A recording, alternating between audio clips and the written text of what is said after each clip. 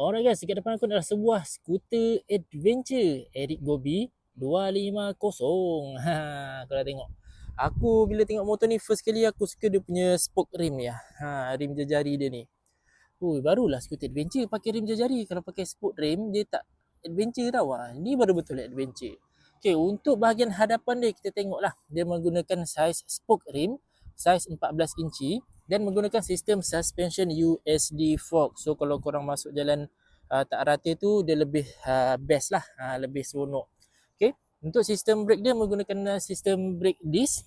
Okay, ada ABS, dual channel ABS dan juga ada traction control. Okay, kalau daripada sisi depan ni kita tengok dia bagi sekali korang dengan jajan crash bar, nampak?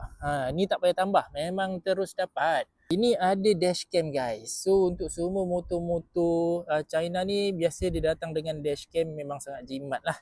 Didatangkan dengan windshield. Okay, windshield dia ni boleh laras tapi manual dan 2 step sajalah. Ini paling tinggi nampak. Kalau aku tolak bawah, ada rendah lah. Untuk dia punya floorboard adalah 2 step floorboard. Okay, 1, 2.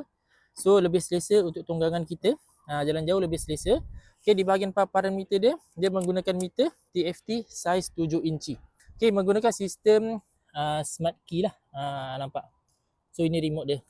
Dekat bahagian bawah ni ada charging port USB Type A dan juga Type C. So nak charge phone senang guys. Alright. Untuk kapasiti tangki dia adalah 12.5 liter. Bagi aku cukup untuk motor kategori 250cc ni. Okay, dari bahagian belakang kita tengok. Nampak tu? Spoke rim saiz 13 inci. Okay, depan 14, belakang 13. Dan juga menggunakan sistem brake Cakra. Okay, ada dual channel ABS juga, menggunakan sistem suspension dual shock absorber. Sistem enjin dia pula menggunakan enjin 249cc, 22.5 horsepower dan 23.5 Nm of torque. Transmisi automatic CVT. Final drive menggunakan belt. Nama pun skuter mesti ada storage bawah seat . Okay, untuk storage bawah seat dia bagi aku macam tak berapa besar sangat. Kalau letak helmet open face satu mungkin muat lah. Right, kalau tak muat boleh gantung kat sini. Dia dah siap dah bagi dekat sini. Ini semua dia punya function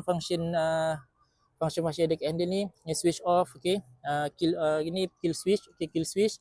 Ini untuk kita adjust kat screen. Kita nak buat apa kan? Kita adjust ni, nampak tu. Ada ubah-ubah. Okay, so ada TPMS semualah. Macam-macam ada function dia. So itulah secara basicnya, secara kasarnya apa yang ada, spek yang ada pada Eric Gobi 250 ni. So korang rasa berbaloi tak skuter adventure 250 macam ni? Harga lebih kurang 13,000 plus. Termasuk insurans mungkin dalam 14,000 lah.